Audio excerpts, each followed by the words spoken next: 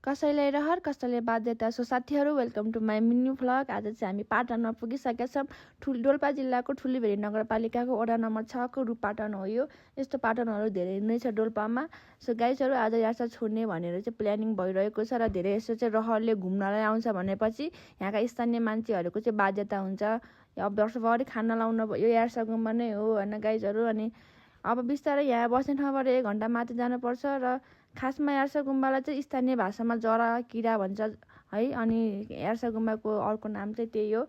So गाइजहरू एकदम माथि उकालो चढ्यौँ, स्यासे पनि भइरहेको थियो र कसरी यार्सा गुम्बा खोज्ने भनेर हामी चाहिँ पुरै प्र्याक्टिस गरिरहेको थियौँ क्या। अनि सबजना मान्छेलाई चाहिँ यहीँ भेला पार्छ र अर्को बाङडाँडा भन्ने पनि छ, त्यता पनि सँगै छोड्छ। यताको कुद्यो भने उताको पनि कुद्छ। अझ टाढा भएकोले चाहिँ त्यहाँको चाहिँ भिडियोहरू देखाउन पाएन।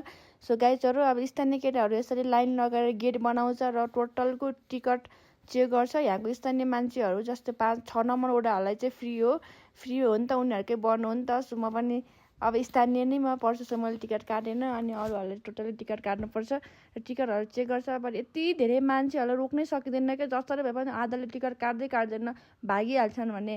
अनि कति अब पुलिसहरूले रोक्ने कोसिस गर्छ, रोकिँदैन है गाइजहरू।